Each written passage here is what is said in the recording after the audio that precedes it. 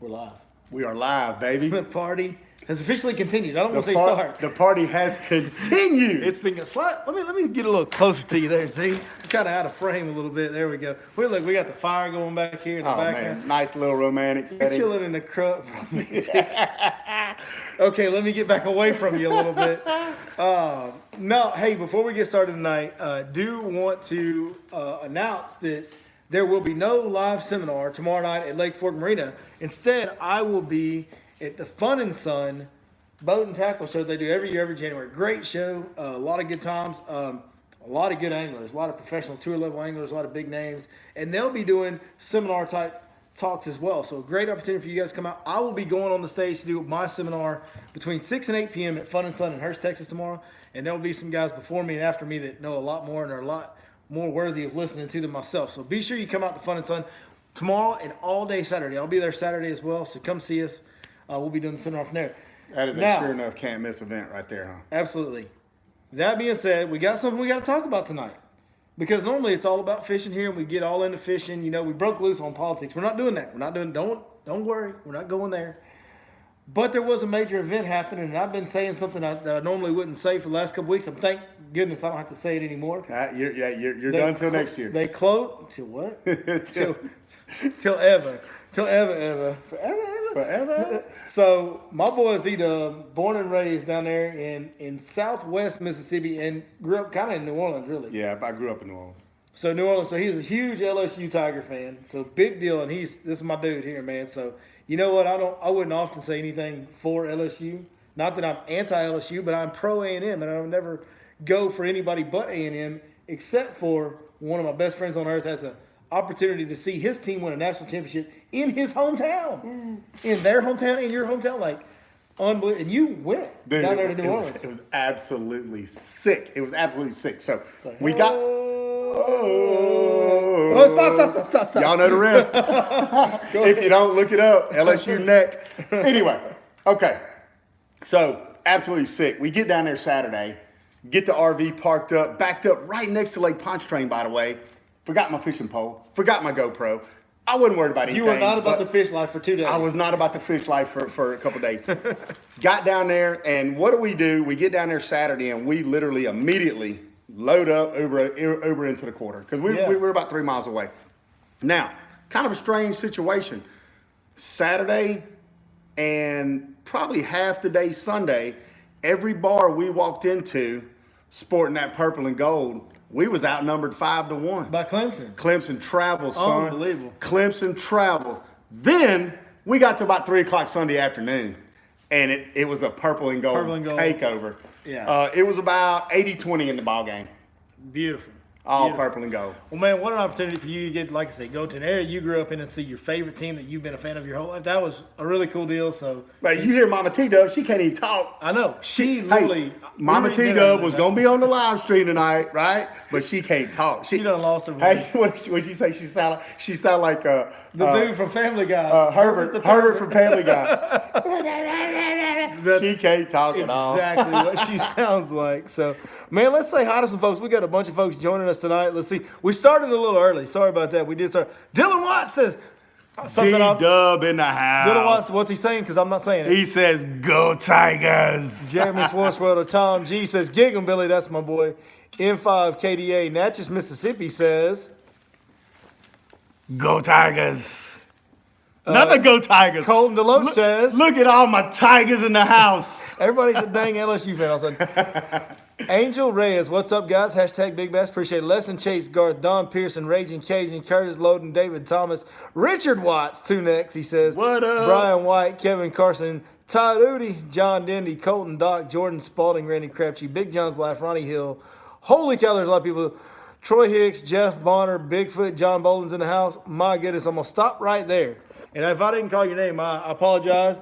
And I greatly, greatly appreciate you guys joining us for Top 5 Baits Live tonight. I want to say one more time for those that weren't here right in the beginning, no seminar tomorrow night at Lake Fork Marina. We normally do this every 2 weeks at Lake Fork Marina. We're breaking tradition. We're not going to be at Lake Fork Marina tomorrow night. We're going to be at the Fun and Sun Boat and Tackle Show in Hurst. I'm going to be doing a seminar somewhere between 6 and 8 p.m. I won't get my official time until I get there tomorrow. But I'm going to be on the stage somewhere between 6 and 8 p.m. And when I'm not there, there will be other guys, tour level guys, a Hackney, a Jones, Alton Jones, like guys like that are going to be on the stage doing seminar type of talks as well. So come out to the Fun and Sun show in Hurst. I'll be there tomorrow, all afternoon, all evening, and then I'll be there most of the day on Saturday. So if you have a chance, please come see me. I'd love to meet some of you guys that don't always get to come to Lake Fork. Absolutely. So, this is in the heart of DFW area. We got excuse me, I keep saying we here.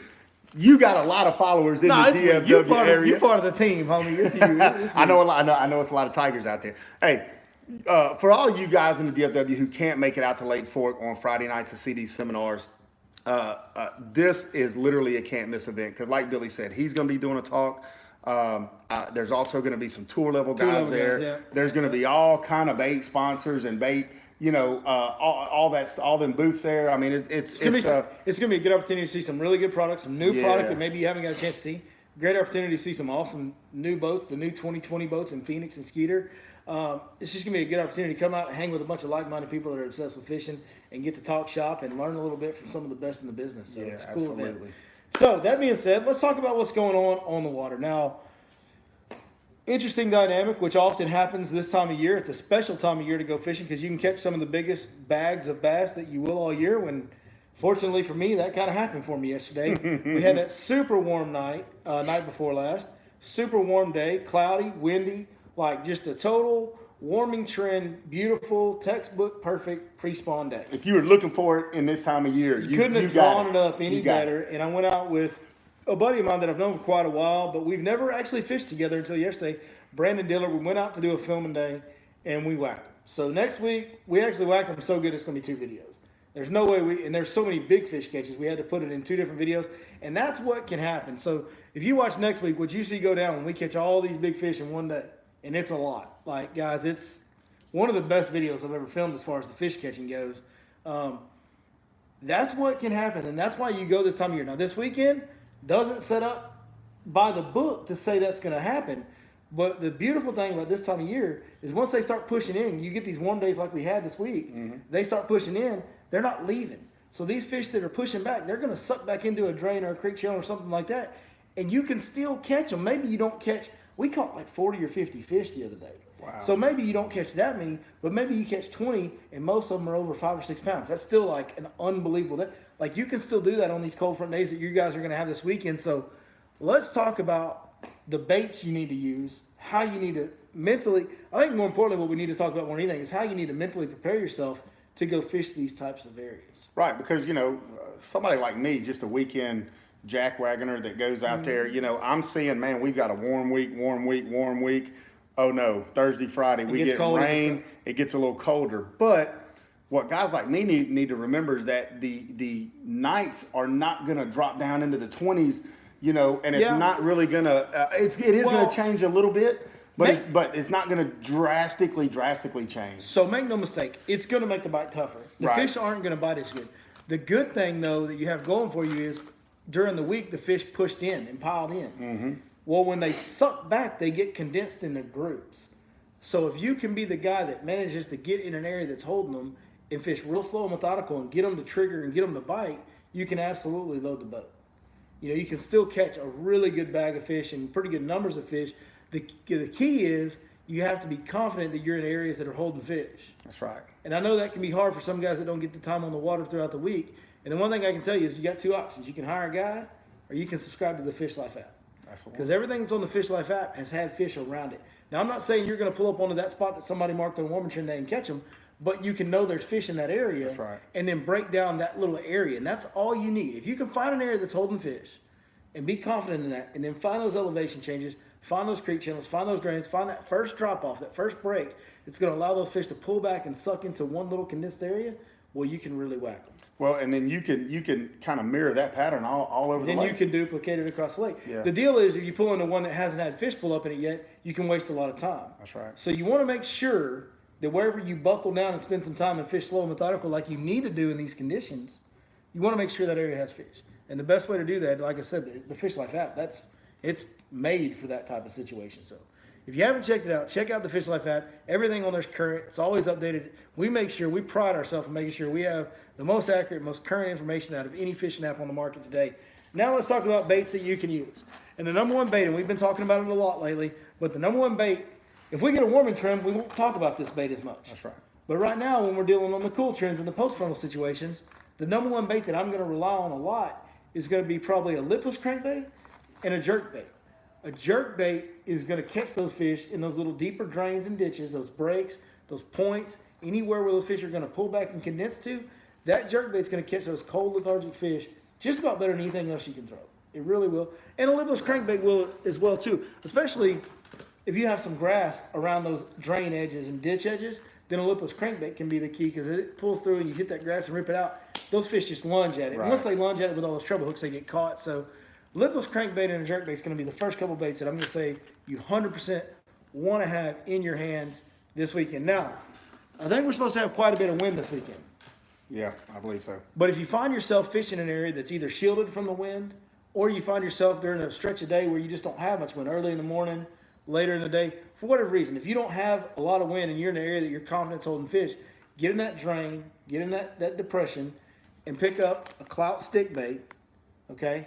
Get you a 5-inch stick bait, rig it, Texas rig weedless on an EWG hook, about 3/0 or 4/0, and go to town. Now, black and blue is probably the best color to throw this time of year. A lot of the water's dirty.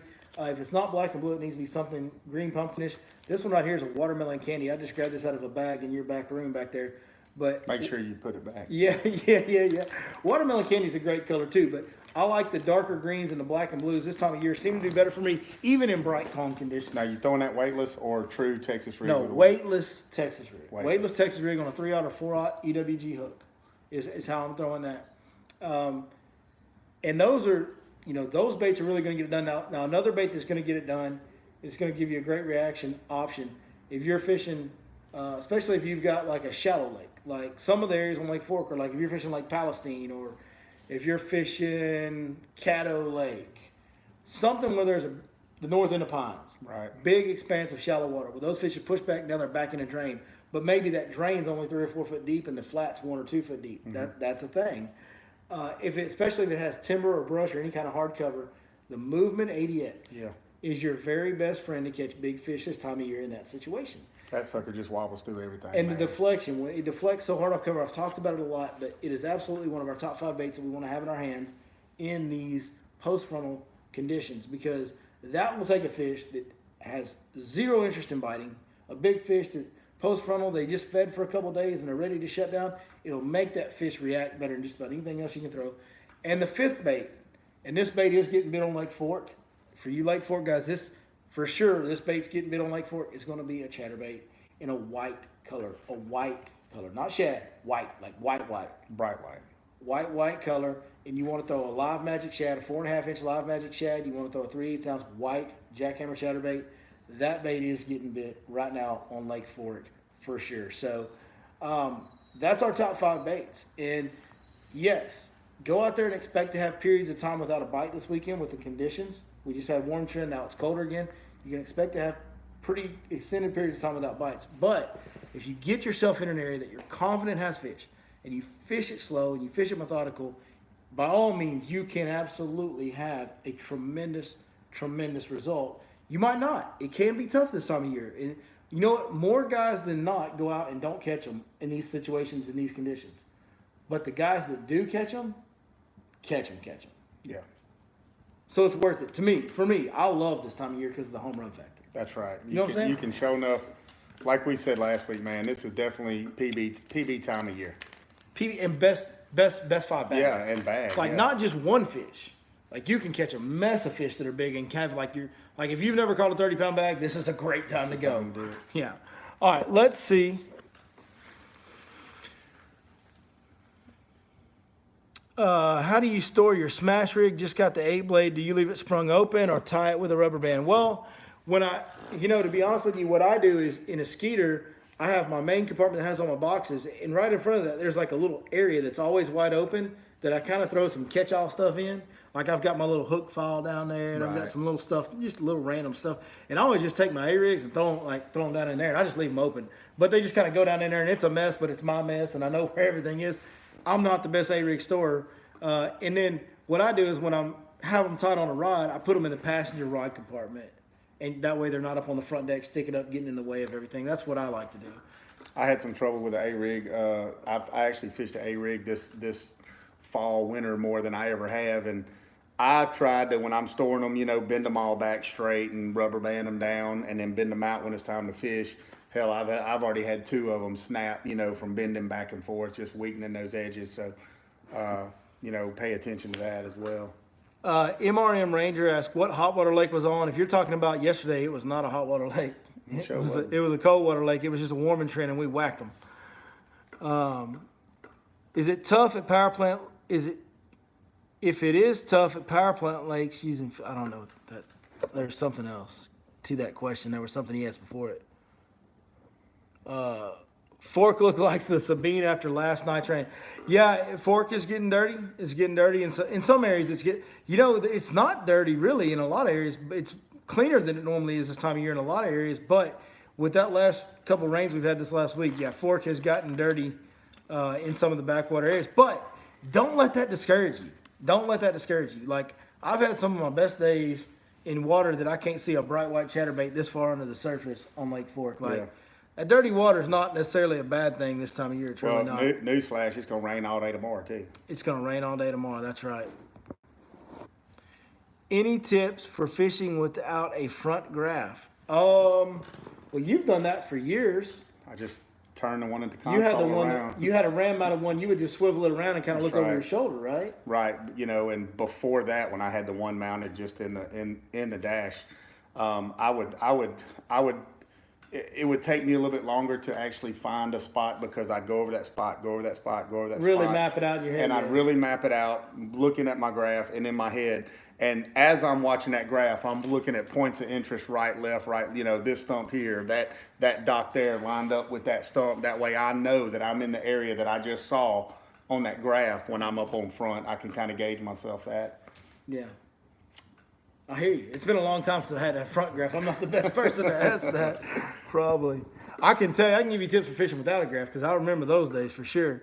Call Grandpa. Mm-hmm.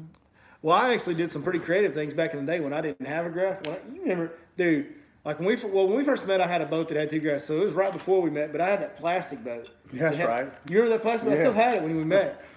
It had no graphs. It had no nothing. It was just a plastic pond hopper boat with a little 35-pound trolling motor on it. And I actually took an 8-pound dumbbell and I tied a rope on it, okay? And what I did was I took and measured 1 foot increments and I put a piece of tape on there and wrote 1. And I put another piece of tape and wrote 2, 3, 4, all the way up to 25. So I had a dumbbell that had a piece of tape per foot up to 25 feet deep. And I actually would go out with no graph.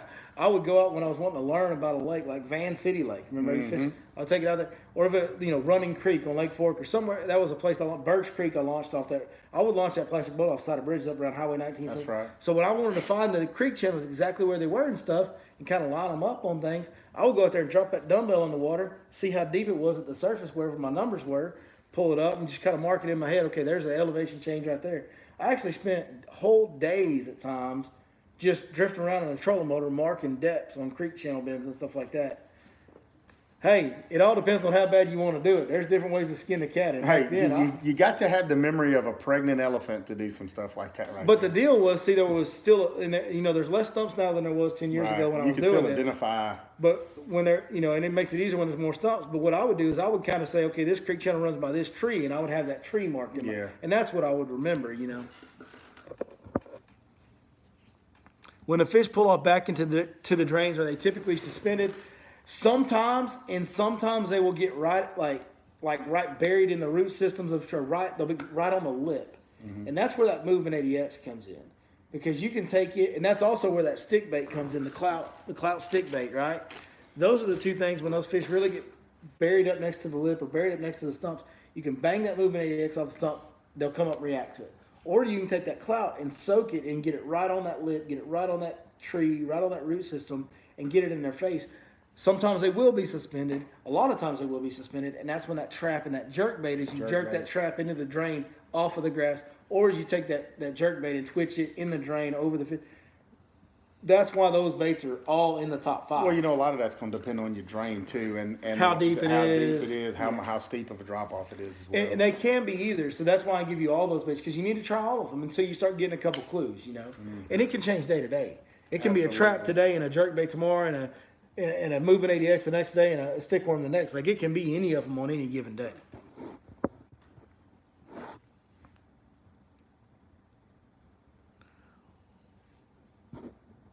Prego elephant. Somebody's laughing at you. I didn't even catch that you said pregnant elephant.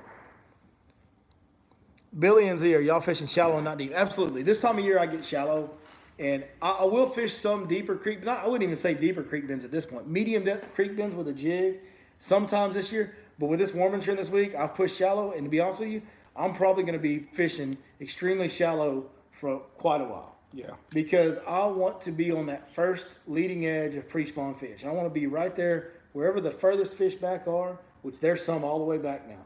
Like, it's a good thing we're getting cold weather because there'd be a lot of confused people. Because I don't know when the next moon cycle is, but if it would have stayed warm for another week and not cooled back off, and we had a moon cycle, there would have been January bedfish. I promise you there would have. On cold water lakes. On cold water lakes.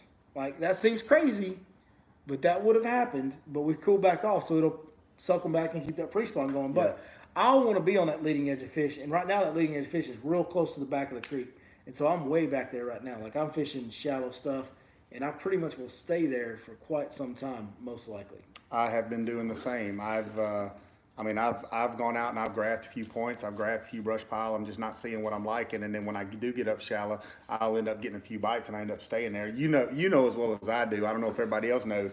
You prefer to be shallow. You're going to be hard pressed to find ZW deeper than 15 foot any time of year. Yeah, you're not. I mean, you'll do it, but that's not like, even as much as I fish shallow, you're worse about it than I am even. Yeah.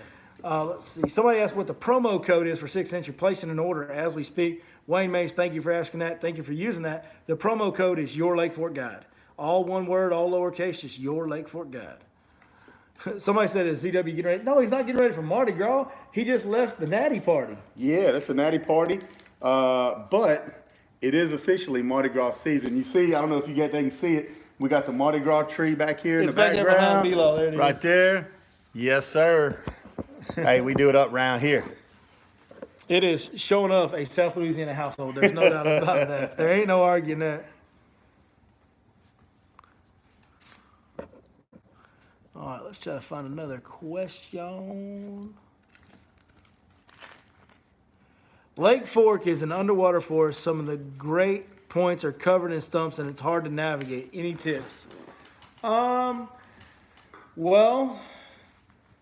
there's a boat lane ship that you can buy at any of the marinas. That boat, you just go in there and ask for the boat lane ship, and it's very, very good. It'll help you navigate. But as far as navigating across areas that are obviously stumpy, you just have to take it slow. Yeah. Take it slow and don't drive a Ranger.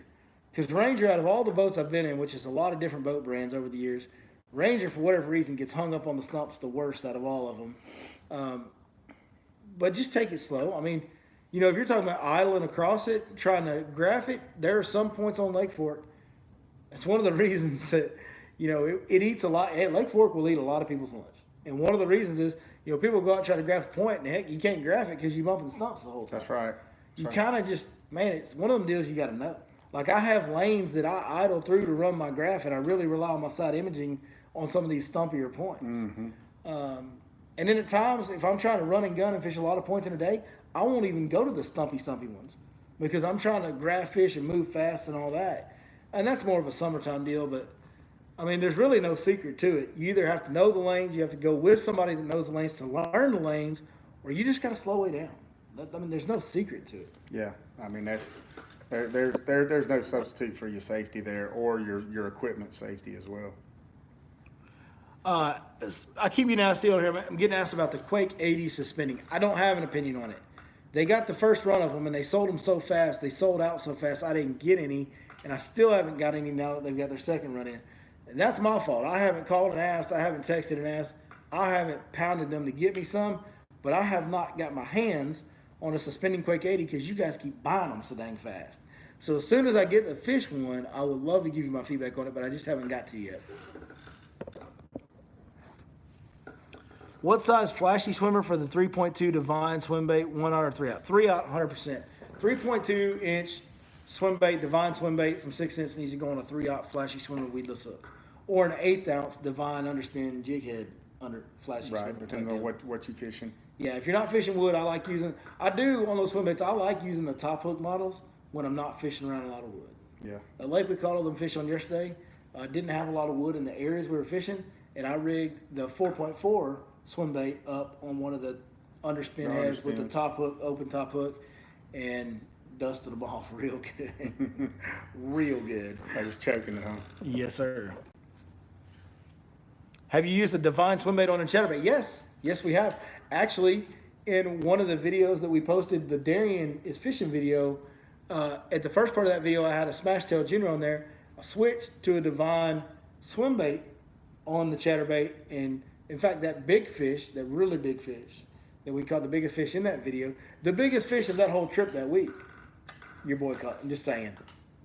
I'm not competitive or anything, but I did catch the biggest fish of that trip. I'm just saying. In fact, last time we went to Toledo, which me and you, it's been a couple years. It's been a while, man. You stay too busy. I do. I haven't been in the last couple years on our Toledo You're trip. kind of forgetting your boy. As you rise, we stay here. Yeah, whatever. But I'm just saying, like every time we've had like a competition with a bet on it at Toledo, who's won? Yeah, I give it to you. Him and T Rose pulled a 5-fish limit, beat me by 3 ounces, and I was fishing by myself. If that tells you anything. So. Yeah, revisionist history. Anyways, it was caught on the chatterbait with the Divine swim. Well, that's long. All the way around there to get to, yes. Land the plane. Yes. Throw the swim bait on the chatterbait from time to time. Timmy Rhodes, he says he's here. Timmy Rhodes, he said I just heard my name. Tim, you remember when we snagged them fish off them beds and whooped old Z-Dub back in the day? Y'all heard that, right? They was throwing a big flutter spoon in there, snagging them fish. Oh, You heard it. You heard it out of the horse's mouth. Not even. I was whacking and flipping, and they over here snagging fish with a gut hook. I mean, that sounds like some. I mean, if I'd have got my butt kicked, that's what I'd say too. I mean, look, that flounder, that frog gig you seen in my boat, that was just to anchor my boat down. That was not to, Yeah.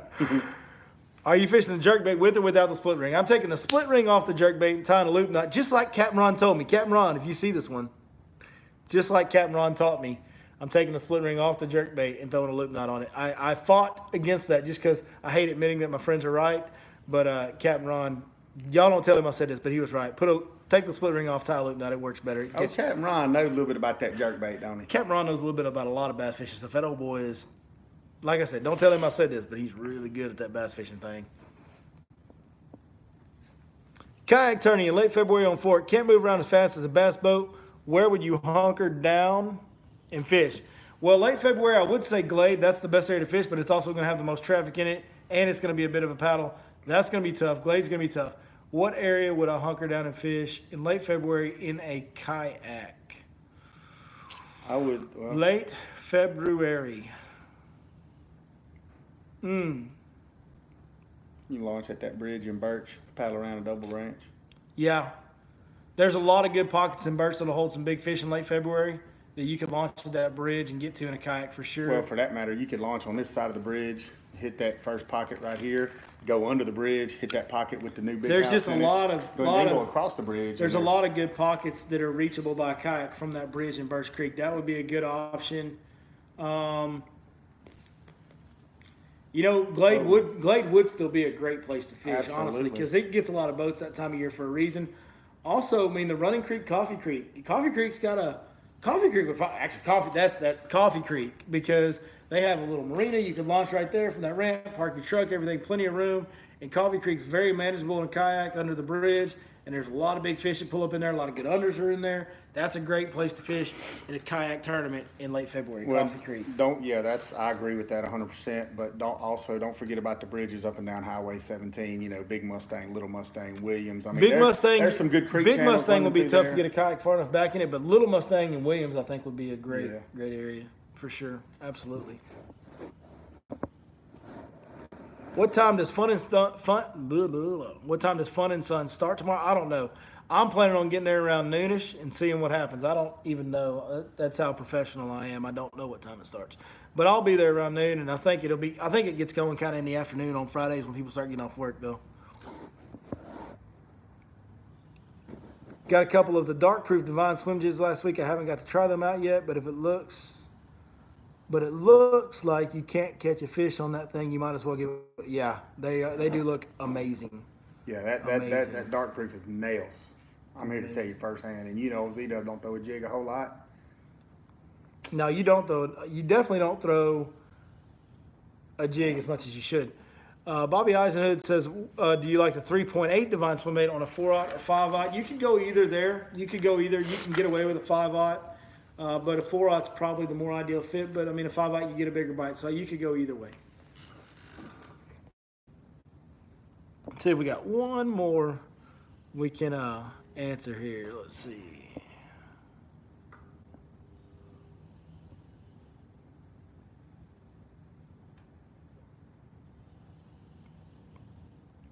I think we've kind of caught up on them.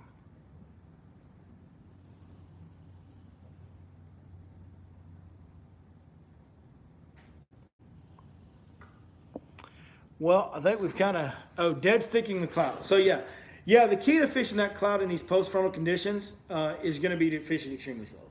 I mean, not necessarily dead sticking, but you're definitely letting it sit for quite a while. And then, so what I'll do is I'll make a cast, take its time, let it sink, and let it even sit on the bottom for a while. And I'll just take it and ease up, make sure there's no fish there, and then I'll twitch it twice, make it shoot up, and let it fall again. Yeah. Just always trying to keep it by some type of a break line or stump, some type of a structure or cover. I want it to be in a target area, so I don't want it to just be out in the open flat. That takes way too long to fish it like that. But right by the break line, wherever the drop-off is going into the Drainer Creek channel, or right by a stump or something like that, as long as it's by a target of some sorts, structure or cover, then I'm just going to fish it extremely slow. And kind of the slower the better, really, this time of year. Absolutely. And this time of year in these conditions with the post frontal. And I'm saying post frontal. Like you're going to have a south wind and partly cloudy. It's not going to be totally post frontal. What it is it's a cooling trend. That's right. Instead of post frontal, I should be referring to it as a cooling trend because that's what matters the most, is the trend of the water temp. That's right. People get confused about, well, it's high barometric pressure or it's low barometric pressure. They're going to bite good. That's not really the case this time of year. This time of year, the barometric pressure has very, very little to do with it. It's about the trend of the water temp. As it's warming, they start feeling better, they bite better. As it's cooling, they get condensed and drains, they feel worse, and they get a little more sluggish.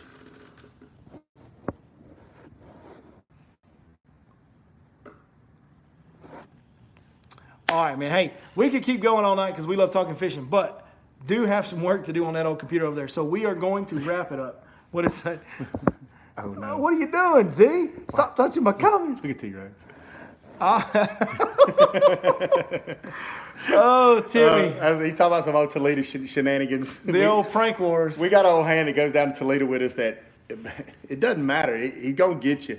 He'll put like it's full on prank wars. He'll bring a loaf of bread, not to eat, but to put like down in your bed by your feet. So you get in your bed, you he kick puts your them feet in my down bag. in I there. had breadcrumbs in my underwear last time. Dude, that breadcrumbs. I ain't been back since. Billy wanted to fight him. I did. I was mad. When I had my breeches on and they all had breadcrumbs in them, son, I was ready to whoop somebody.